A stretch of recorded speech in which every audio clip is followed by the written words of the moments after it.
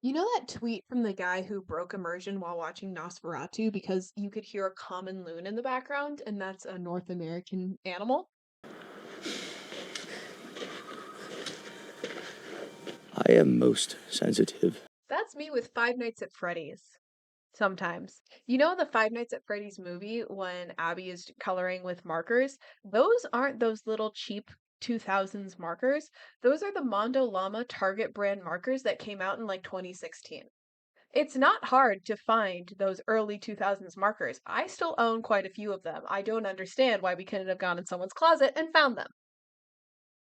The other thing that breaks immersion for me is when you're in the secret bunker in, I think, Sister Location, and we see Psychic Friend Fredbear in person, and he looks like a Funko Pop.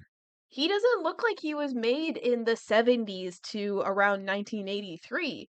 He looks like he was produced in 2018 to sell merchandise at Hot Topic. Does he look like he fits in with carpeted bathrooms and Fred Rogers? Anyways, I fixed him. You're watching Corvid's Junkyard, posting what we want when we want. This ain't your mama's YouTube channel. I'm waking up. Now, before the angry mob gets here, they're still mad about Andrew versus Cassidy from the last video. I would like to point out that I like Funko Pops. I own a few of them. I got scammed by the guy at the game store because they were all supposed to be on sale, and then suddenly I was paying full price for all three, and I was too awkward to bring it up. But I love them nonetheless. I think that they're super cute. They're really cuddly, other than my Moon. He's a little scratchy, but it's fine. I like them. They're really fun. I got this little chica who lives on my desk, and I complain about all of my problems with scripts and games to her, and she helps me understand, like a rubber ducky. However, they are very modern. Funkos have existed since 1998, and they've always had that bobblehead vibe because their early iconic collectibles were bobbleheads. But the pop vinyls, what we know them as today, didn't emerge until 2011, and the plushies emerged around the same time. The pops take a lot of inspiration from the chibi style. Chibi. Sorry. While that style was popular in anime as early as the 80s, it didn't take off in the West until the early 2000s. If you were on the internet in the 10s, then you know it was everywhere at the time that the pops were popping off. So, this ended up being an educational video, by the way. So,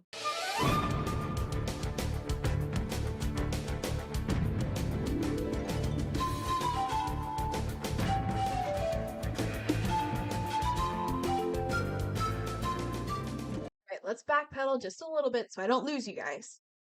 Our schedule for this video is that I'm going to talk about the history of toys as it relates to the in-universe Fazbear entertainment, just doing a little bit of world building for Scott, and we can learn about the real world. And then we're going to apply this to the designs of Psychic Friend Fredbear plush. And finally, we're going to make the plush. That's right, I have made a historically accurate Fredbear plush, one that I think Dave, are we still fighting Evan and Dave? This is a toy that I think Cece would have been playing with. Now, you could skip around in the chapters to get to that part of the video, or you could stick around for my descent into madness. Initially, this video was just going to be designing and making Fredbear, but then I fell down a long rabbit hole.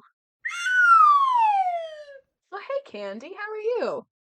All right, go settle in, grab your second screen, your crafts, your snack, tuck yourselves into bed. Let's get to everyone's favorite part, the information dump.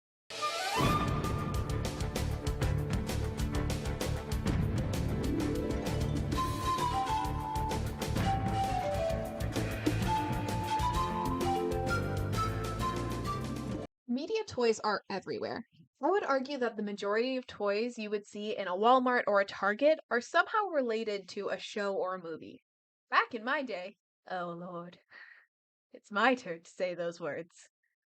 Back in my day, the toy aisle was filled with Lego City, Barbie, Playmobil, original styles of board games, stuffed animals that were just stuffed animals. Now we have How to Train Your Dragon live action figures, Barbie princesses, but like Disney princesses, Clue, the Muppets. Someone should make a Five Nights at Freddy's Clue board. Skibbity toilet! And I need to once again be clear, I don't have a huge problem with this as an adult. I really don't. It's fun, and as a child, the toys that did exist in that style, I love. Like, I don't want to sound like I didn't experience this kind of marketing growing up. I loved our Star Wars action figures. They were a key part in me and my brother's childhood. We had an entire room dedicated to Thomas the Tank Engine. And Barbie has basically just been marketing their own 2000s movies back when I was a kid. Now it's just Disney. And here's the thing. Just say the thing. You don't need to introduce the concept that there's going to be a thing. Despite my memory of Toys R Us, rest in peace. In the arms of the angel. Toys have been in media marketing for quite some time now. See my family's vintage Star Wars action figures. There are two distinct inciting incidents for this. The first being the juggernaut of capitalizing children's joy, Walt Disney. In the 1930s, Mickey Mouse had reached the top of something. There wasn't a lot of competition. The mouse had charmed children, and Disney wanted to give those children a piece of the magic to have and to hold. This was done through toys. They had these little bisque figurines, wooden toys, and the ever-popular 1930s classic, tin trinket.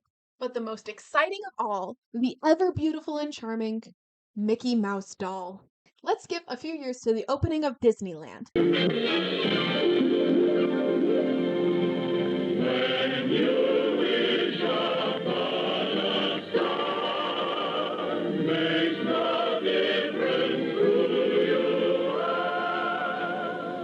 Now there was a kingdom dedicated to brand advertisement. Shirts and hats to show up that you served the mouse. And toys. Toys became a status symbol of your dedication as a fan. Isn't it fun to own a little piece of your favorite thing? And then you look at it and you want to go see your favorite thing. Every time I hold Mini Freddy, I want to go play the games and read my FNaF novels. And watch the movies. A few more times. Hot Wheels followed this logic. This is our second incident. The company popped on the scene in the late 60s with a plan. Sell toy cars. Only one problem. Advertising to children in the 60s was a big no-no. The Action for Children's Television and the Federal Communications Commissions, or Afton FCC, were quick on the scene in the 50s with rising concerns of violence, innuendo, and more importantly, to this video at least, advertisements. Even back then, they understood that children are pretty easily swayed, and they understood the dangers. They cracked down on commercials that would play during cartoon hour. And fought to have children's programming and advertising regulated. ACT took on local shows like Romper Room, in which the host directly marketed products to children. Kids learn best when they feel good about themselves, and advertising works best when you don't. So, if you can't advertise toys to children, how are you going to sell your products? How will people know that it exists and that they should go seek it out in stores?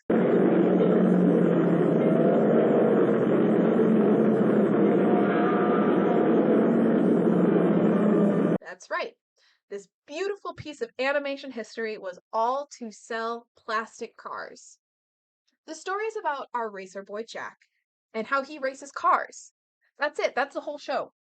They talk about taking care of the cars, winning races in the cars, losing races in the cars, being racist with their cars, driving cars. It was an exciting, action-packed show like Batman without all the violence your mother would scold you for watching. It was something everyone could get behind. Just a good American show that just so happens to have the same name as a toy line. Those people at ACT saw through this, though, and they took it to FCC, who declared that it was in fact advertisement, and it had to be labeled as such. The show went on for about 2 more seasons before ABC, the network that was running it, decided to cut the cord. There wasn't much increase in media toys. There wasn't much reason for it when you can't advertise. So, unless you were Disney, there wasn't much reason at all. Children's rights were prevailing. They were protected from violence and capitalism. Nothing could mess with the sanctuary, right? Oh. Thank you. Bet you weren't expecting to see Ronald Reagan in your Five Nights at Freddy Fazbear's video. Jingle, jingle, pay attention, I said your favorite word. Fun fact, there is a single reference to President Reagan in the FNaF movie novel. Now, Mike heard Raglan say in his memory, the rest of the building is on a different breaker, which was probably installed back when Reagan was still in office. See? That's relevant! You've probably heard the term Reaganomics before. Well, let me break it down. Basically, consumerism as we know it, in very little exaggeration, exists because of this guy. Crazy how much power one position holds over a country. Anyways, we had a bit of an inflation problem when Reagan entered the Oval Office, and he had a plan to fix it.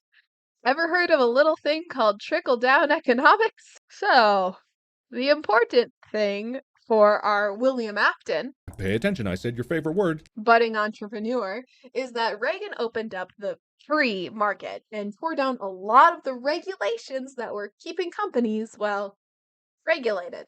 One of the big rule decreases was in advertising. The golden age of kids' toy commercials was in full swing. My little pony, lighter pony. My parents just don't understand our relationship. Deep in the jungle, you discover it, the Cobra Terradrome with gun emplacemements almost everywhere and special base for refueling vehicles. Muppet babies are soft, cuddly, and cute as can be. Muppet babies. That's what's engaged. Combine them all to form Fast Bottom Draw. He's debonair, and yet fuzzy. Chuck Norris, Karate Commandos. Break it up, crack it down, fight forces of evil wherever they're found. Figures sold separately. Over here, I'm a boglin. Me and my buddies need a place to hide out. Come a little closer. Wuzzles are cute. Wuzzles love to play. Have you snuggled a wuzzle today? I mean, this whole cat thing's been blown all out of proportion. Alf. Alright, that was a huge chunk of information, so let's paint a picture of Freddy Fazbear's entertainment thus far. It's the late 1970s, and young inventors and visionaries Henry, Emily, and William Afton have opened their restaurant, Fredbear's Family Diner in Hurricane, Utah, to some success. More than a hole in the wall, but not exactly bursting at the seams. In the mid-70s, they're able to afford running local ads. This brings in a new crop of families, and the business finally starts booming. William is eager to capitalize on this and wants to start expanding. Unable to fund it themselves, they have to turn to investors. Well, the Suits were not exactly enthusiastic about the idea, not as much as they had hoped. They believed that there wasn't enough proof that an expansion would be received well. While Fredbear and Spring Bonnie were beloved, only really in Hurricane. With just 2 janky animatronics, the charm would wear off on larger audience. Henry suggested expanding the cast, and he called in a favor from his friend and local loser, Edwin Murray from Murray's Costume Manor. They licensed a few characters and brought a new vision of the band. A girl chicken with a Southern Belle personality would be added to Fredbear and Spring Bonnie's show to appeal to girls, and they created the Golden Trio. The rest of the restaurant would be brought to life by vignette performances, variety show style. There would be a fox pirate who led his crew in wacky 5-minute adventures, a group of singing mushrooms that would sing parodies of popular mid-century songs, a duck and a seal would perform a slapstick routine, not to overstep Spring Bonnie and Fredbear's comedy act. Certainly this would win them the money they needed. The panel was less than impressed. Well, maybe they were like a little impressed. But they had a new concern. Now there were too many characters and in too many different styles. Mr. Afton explained that this would be something for every child, and it was magical to see all of these animals in one place.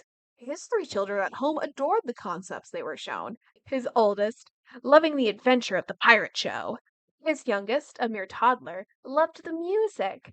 And his middle child enjoyed the kinship he was able to form with all the friendly personalities. It didn't matter. Parents would never like the concept. Why take your children there? Well, what if the children asked? Why did families want to visit places like Disneyland? That's because their children fell in love with the characters they saw on their TV screens and at the cinema. Certainly they would want to see their cartoon friends live and in person. Henry and William took this chance to pivot. They made a bargain, a bigger ask than they had initially, but with the promise of a good return. They would create a cartoon show with all the characters from the proposed new location. The concept was simple. Fredbear and Spring Bonnie, voiced by Henry and William themselves, to save on the budget, would venture through Fazzyland and engage in all sorts of wacky hijinks with an array of colorful characters. The show was formulaic. Meet a subgroup for the day who would be in some sort of disagreement or predicament. SB and Fredbear would go to silly lengths to solve the problem, only to reveal the answer was friendship all along. And then they would sing a pop song. Pleased with this offer, they were given a minuscule budget and one season to be aired for 15 minutes on Saturday morning cartoons. Within a year, they got the funding they needed and more.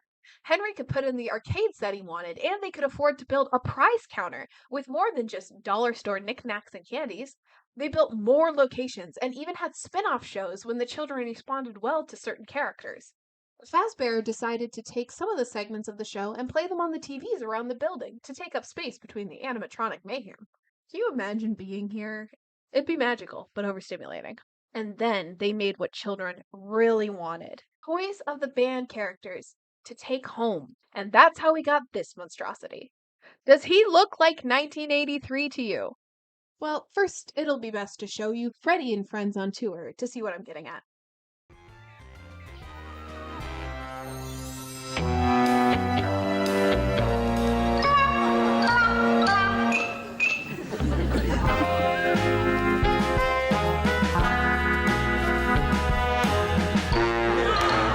Want to join our band? Freddy and Friends on Tour is the upgraded version of Fredbear and Friends, at least that's what we can assume.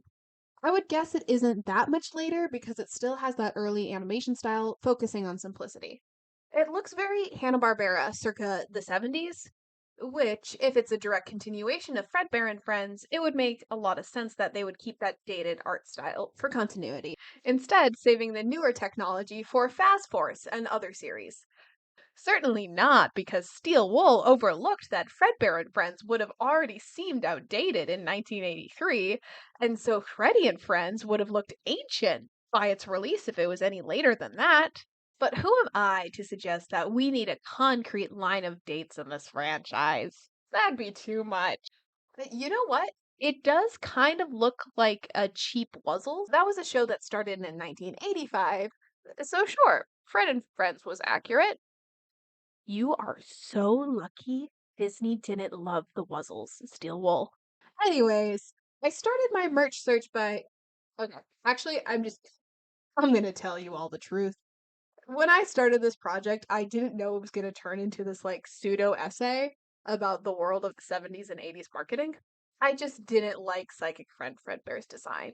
So I looked to early nostalgic 80s and late 70s icons, and that's when I met him.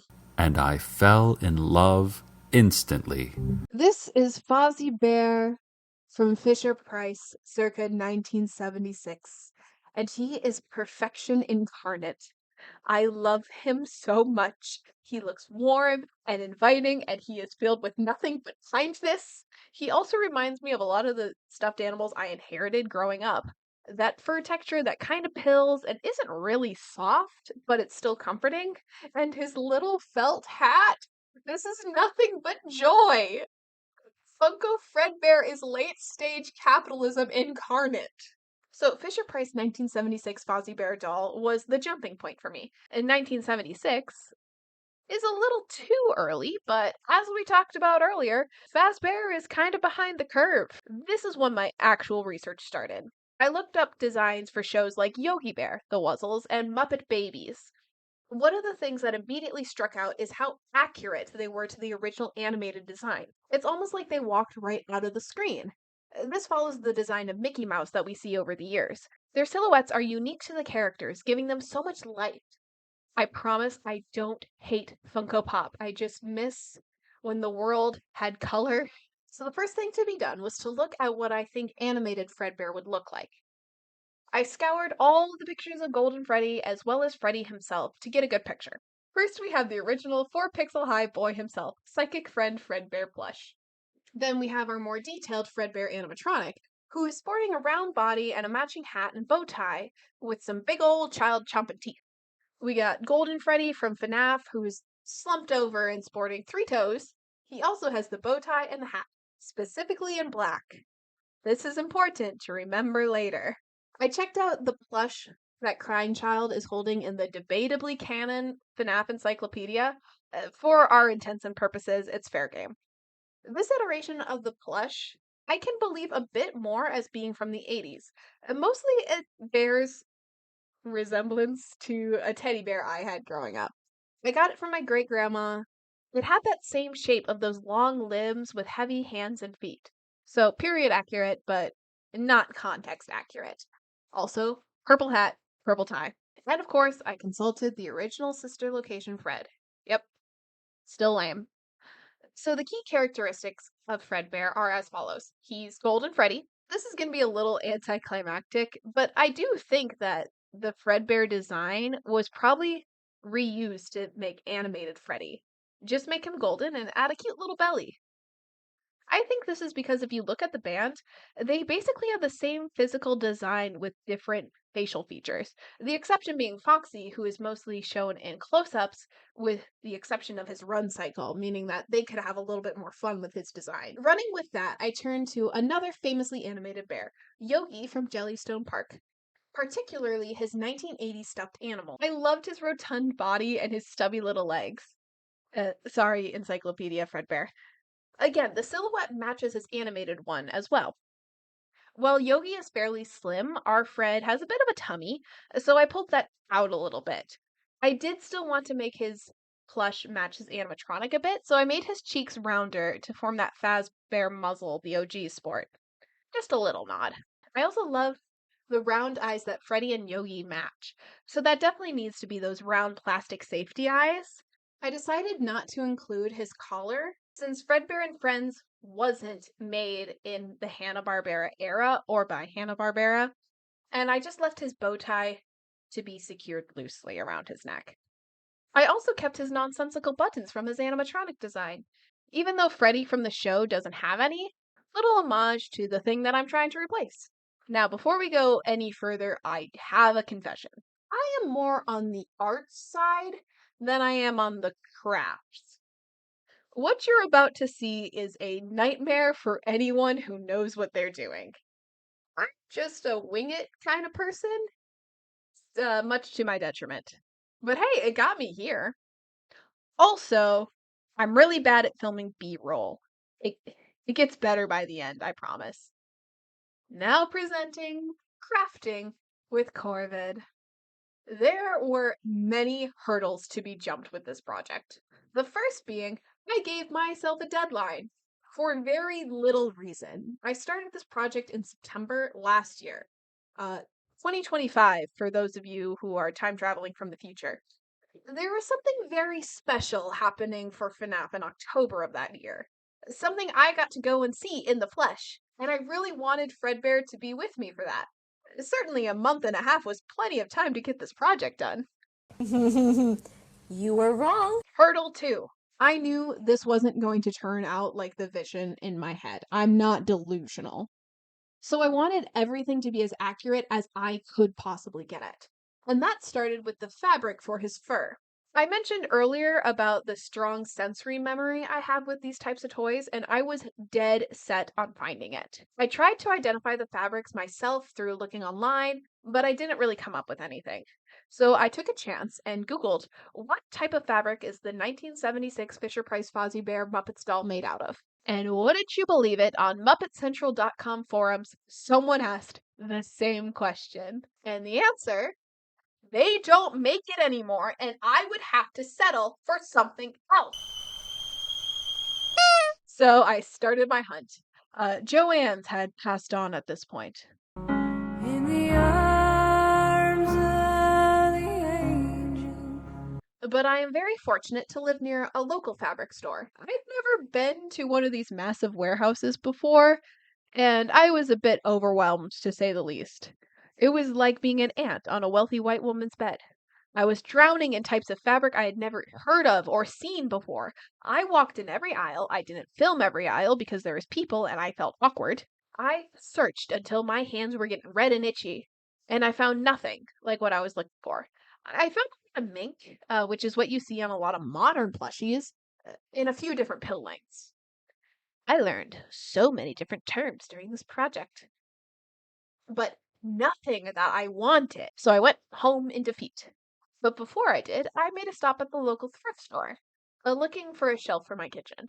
Instead, I found an authentic 1980s Disneyland Mickey Mouse doll. And when I looked at him and he looked at me with those beautiful, heartfelt eyes, I knew those were the eyes that I wanted. I started making the pattern and I realized that I have no clue how to make a pattern. Well, not really. I have a big thing for the Muppets, and I actually have quite a few classic puppets of my own. Back in the day, I wanted to make my own custom Muppet, and I got really into Adam Kruninger. He has since passed on, and I'm not going to be disrespectful and do the bit. He meant a lot to me, and I, like many, was devastated to learn about his death. Unfortunately, he might be rolling in his grave watching what I did with his teachings. I remembered he used a technique where he built out a clay model of the figure and then he covered it with tape to create the pattern. This is a great method.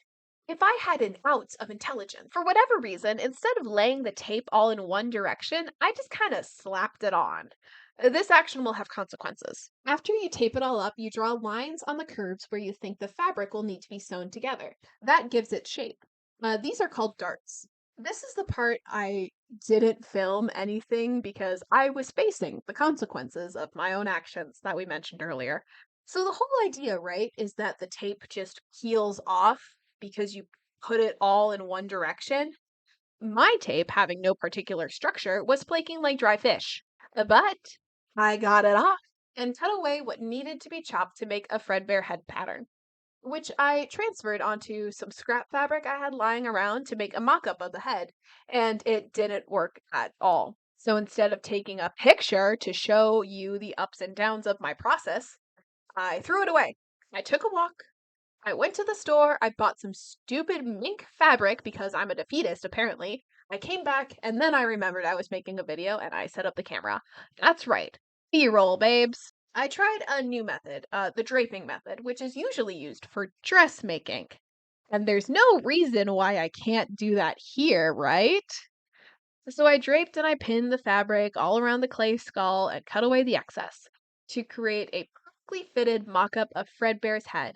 I was happy and I went to bed. Remember how I said he was made of clay? I am now the proud owner of a 7-pound brick in the shape of Freddy Fazbear's head. With a clear head, I returned to the project. 2 weeks later, I got busy. I realized my defeatist attitude was stupid, and I am in fact very capable. Even if this project didn't turn out, I put in effort and I was going to be proud of no matter what came out of it. That meant that I wouldn't settle for that ultra soft as a kitten fabric. I wanted something that will never forget the time you spilled food on it. Something that, should it ever come in contact with a drying machine, it will turn into a lightning bender from Avatar. That meant getting in my car and driving. I got to another warehouse that left me wondering if the mimic was going to crawl out at any second. This time, I dug more than I did last time. I was lifting pallets, turning over every bolt. A bolt is what they call those big wraps of fabric. And then I found it. This weird, almost wool, but not quite fabric. It was just the wrong color. Luckily, my friend over at MuppetCentral.com already told me to dye the fabric. I scurried over to the craft store, I bought some Rit dye, and followed the directions very carefully by boiling water over my stove and then dumping into a bin inside of my bathtub and hoping for the best. Y'all, I promise I'm smart. But I got results. The fabric was pink. I had never dyed fabric in my life, so I didn't know if this was supposed to. Could not possibly be because I dumped all the dye into one massive bulk of fabric with rapidly cooling water. Some parts did look yellow, so I figured maybe after I washed it, it would come out all right. I'd like to point out that I did follow to a T the washing directions on the bottle. When I pulled it out, it had turned white again, and I walked away from the project defeated again. Then I remembered that I am stronger than this. I checked the back of the bottle and I realized I didn't actually know what the fabric was made out of. And to be fair, neither did the store that I bought it from. Unlike the silks, the minks, and the calicos, it wasn't labeled with anything other than the price. I had only assumed it was natural because I don't know, I just did. I did another quick little Google and learned about the burning test, which is where you burn the fabric and watch the smoke trails. Little witch-like, but sure. And I found out it was in fact synthetic. My second epiphany was that I shouldn't dye it as one large sheet. I freehanded the pattern for his body and his appendages, and I went it and bought more fabric. You know what they say, why buy a $16 Funko Pop when you could spend like $40 and a few months of your life making your own? This time I set up a double boiler because I didn't want to ruin my only soup pot. I dumped in vinegar and dish soap to help the dye stick. I kept it at the right temperature and I stirred constantly. After about 40 minutes, I gently rinsed it out in cold water in my sink. I live in an apartment, so I figured it was probably best not to involve any detergent residue. And then I air dried all of his. It was then that I discovered that my sewing machine, which hadn't been used in about 7 years, didn't work. So I would have to hand sew my boy together. At this point, we are now days from the deadline that I self-imposed. In 3 days, not like a week. 3 days, all of which I have to go to my 9 to 5 job. Nonetheless, I pressed on. I needed to pass the next hurdle, getting the eyes. I knew what I had to do, and yet it suddenly seemed so violent. I had put all this work into Fredbear, and someone loved this Mickey that much too. He was someone's beloved toy at some point. But Fredbear needed his eyes.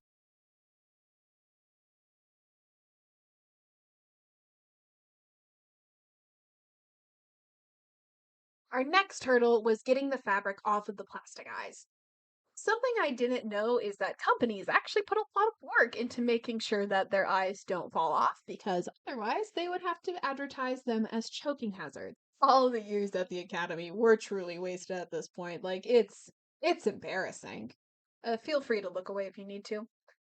So the safety eyes are attached to a little plastic slip, and that is secured on the backing. The backing is super glued to the eyeball. I discovered this after attempting to rip this sucker apart with my bare hands. I ran to my good friend Google and I looked up how to dissolve glue without damaging the plastic. And it recommended acetone. You know, the stuff in nail polish remover. I gave the eyes a good dunk, and when I pulled them out, I discovered that the paint had worn off. When I tell you, it took me at least 2 minutes of scratching my head to figure out what went wrong. I swear that I'm smart. I was just tired. Not only had I lost the integral part of the eye, the glue didn't even come off. So I grabbed my hairdryer and a pliers and I melted the plastic. Unfortunately, the story gets worse. When I pulled off the plastic backing, it also snapped off the spoke of the eye. So I wouldn't be able to secure it to Fredbear's face with the new backing. But my spirit is not so easily damaged.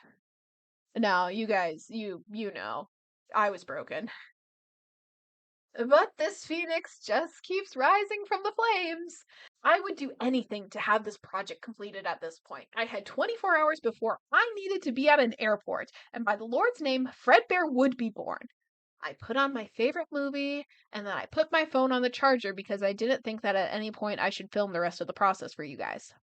Well, hey, at least no one has to know that I got so fed up of hand sewing that I stapled him together and hot glued his eyes on. And my baby, beautiful baby boy was born. And then we got on a plane and we flew to Orlando.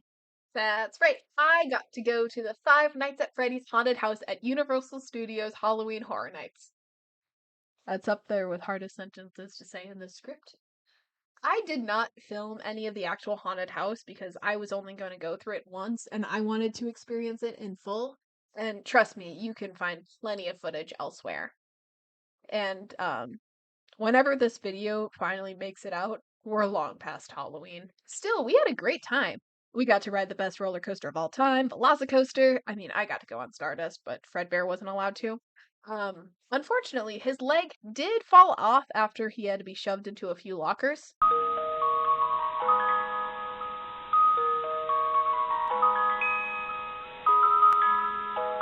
We had a great day of exploring and seeing all the sights that Universal had to offer. We rode Hippogriff together and the Hogwarts Express. He went on King Kong Skull Island and the Troller Coaster. They're coming at us!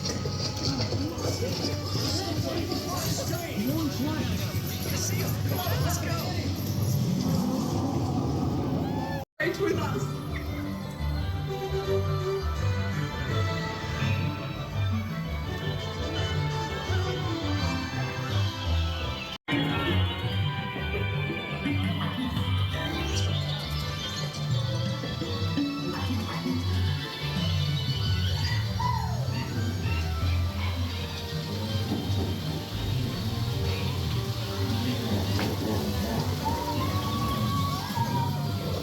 By the time we wrapped up on the Simpsons ride, Halloween night had begun. We saw a lot of things that his young eyes did not need to see. We also got to meet a lot of other FNaF fans. It's crazy to see how full force the Scary Bear game fans come out of there. Fredbear got a lot of compliments in the Hagrid's roller coaster line. And we ate at the real Freddy Fazbear's Pizza, and it was fine. We did some of the haunted houses, and respectfully, I didn't film anything. And respectfully, I am not gonna share my opinions on all of them because if you don't have something nice to say, okay, seriously, I don't know if I'm spoiled for haunted houses where I live, but like the FNAF and Terrifier, they were great. My jaw was on the floor the whole time. But the Friday the 13th one was advertised as being like there in the movie, which, yeah, I certainly felt like I was in a dingy cabin in the woods the whole time. Then, after a 14-hour day, we went home. I was content. I had made Fredbear and I had taken him to see the land of his people. At least, I thought I was. Something was itching me. He didn't feel complete. And it wasn't because I made his hat and bow tie black instead of purple. Fredbear was lonely. He was a lonely Freddy. I'm so sorry. I looked at all of my leftover fabric and I knew what had to be done. I would create another like him. Spring Bonnie. Riding the euphoria of getting to see the real life Springtrap, I knew it had to be done. Starting with the concept drafts, I took the notes of the key things. He needed to be either yellow or that yellowish green, as he looks when the child is holding him outside of Fredbear's. This child calls him a finger trap, which gave me the idea, like, what if these toys came with accessories? And Dead by Daylight Springtrap has one of my favorite lines. I'm the fun one! That, to me, sounds like something he would have said as Spring Bonnie. Maybe during the classic show, when it was just the two of them, SB had more of like a slapstick clown humor thing, while Fredbear was doing more like the standard comedy thing. I like the idea of him like playing tricks during the show on both Fredbear and the audience, perhaps like heckling just a little bit. Then the dolls would come with their microphones and Spring Bonnie's little bag of tricks. There's something about William's darker side peeking through against Henry's wholesome demeanor. I don't know, maybe I'm thinking too far into it. Also, don't hold your breath. I did not get around to making props. Maybe in the future I will, but I'm not going to make a promise to you guys. Back to the drawing board. I was actually pretty inspired by Glitchtrap. I mean, how could I not? How could I not? He's everything I think the Spring Bonnie character suit would be. He looks like a messed up Bugs Bunny. I broke my form thinking about Bugs Bunny, and I went and I looked up his 80s sewing pattern. Why I didn't do this in the first place, I don't know, man. I wanted to do it myself. I didn't want to fully lift his design from this pattern. I don't think that Bugs actually fits in with Yogi that well, but I liked his head shape. The taller skull made for a better silhouette with his ears, so I slimmed in his cheeks a little bit and I squashed the head just a tad to make the new pattern. Then the Freddy Faz meal hit Popeyes, so I went and got some of that. It was fine. I decided to use the same body and arms as Fredbear, that way he would hold up to Bonnie and Freddy's cartoon designs. I redid the pattern for both of their legs, giving them a rounder look, rather than the stick figure appendages that fell off of Fredbear immediately. Speaking of Fred, I did patch him up. He was looking really rough after a few rounds of TSA. They really, the staples concerned them. Then it was back to my boiling pot with the fabrics. Every synapse in my brain was firing. I marked those pieces with their names of which character they were going to be attached to, which limb it was, which side of the body it was going on, and I did this with a marker I did not know was washable. But I can pass on this one. It looks like a Sharpie. Anyways, boil the fabric, gently wash it in its sink, let it air dry to this beautiful golden color, a color that I checked while it was in the pot so I knew when to pull it out. I'm glad that I made 2 copies of his cheeks, one that wasn't dyed, because the white fur ended up looking really cute. And now, my Faz friends, something wonderful happened. The sewing machine turned on. I don't know what happened. It just came back to life. Maybe I jostled it around just the right way from picking it up and putting it back. It's no time to ask questions, just so. Oh yeah, I didn't finish my thoughts about Glitch Trap. The real thing that stuck out to me, as it does for most, is his little vest. It's iconic. So I ran back to the store to begin my hunt. Just like the fur, I wasn't settling for anything that wasn't perfect. I found this star fabric, but it was too plain, so I figured that I could like layer it up. And I looked through so many different shades of the sheer shiny purple thing, and I tried so many different combinations of the trims until I had found perfection. As I was driving home, I remembered there was something else important, something he needed, a remnant of the time period. And I found 2 beautiful volunteers, a 1993 Tweety Bird and a 1983 Alvin. And Alvin's little buck teeth really screamed rabbit to me. So those were absolutely getting added to his design. Bet you youngins didn't know that Alvin is all the way back from the 80s. The extraction was easier than the first time. It's what had to be done to make him complete. I finished Gibby's 36-hour, 6-minute, and 51-second video on Fazbear Frights, and I finished the pattern for the vest. And I still wasn't 100% certain on the design, so I ran to the local thrift store, and sure enough, they had this baggie of assorted trims. Shop local and shop thrifty, y'all. They also had this little needle threader, and it's shaped like a bird. I would have killed to have had this when I was making Fredbear. They also had the find of the season, these little plastic beads. If you have any old stuffed animals, you'll know that these things were always in like their hands and their feet. I used to love squishing them like when I was falling asleep or on long car rides. There's something about it that is just so soothing. And naturally those got funneled into both of these two. Also, I found this little purple bow. Are you kidding me? I cannot stress enough. Secondhand local stores. I popped off the Hello Kitty and I picked out one of my new buttons and glued that in her place. I had a thing for buttons, man, and let me tell you, I was in heaven at that fabric store. I wrapped up all the sewing and watched my favorite movie of all time, Five Nights at Freddy's 2. And I made him like a little thick, but it looks like rabbit legs. And also, he's got that Springtrap Dead by Daylight scoliosis going on, but he is filled with love. Finally, I attached the head, and there was time for the eyes. It was a harder choice than I thought it would be, mostly because Alvin's were actually from 1983, and Tweety was a whole decade later.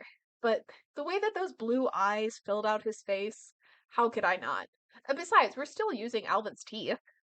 And while I know it's neither game or book accurate, Pit Bonnie has blue eyes on the cover of Into the Pit, so like I gotta. And just like that, the pair are completed. Fredbear and Spring Bonnie, as historically accurate as I can make them. I would post the pattern for you guys, for you to like make them for yourselves, but you don't want those. Just figure it out on your own. Download a pre-made offline. Go buy a Funko Pop. I'm not endorsing capitalism. Do what you want though. Going down this rabbit hole was a wild time. I'm glad you guys stuck it out with me. It makes me want to do this kind of with like the whole original band. I think Toy Chica could be like scented cupcake. You know how like Cabbage Patch Kids smell for some reason? Can you imagine having like the little voice boxes that 90s toys and Build-A-Bears have? Oh, what about this? Oh, maybe not. Anyways, thanks for sticking around. I hope you enjoyed the video and maybe even learned something. Sweet dreams!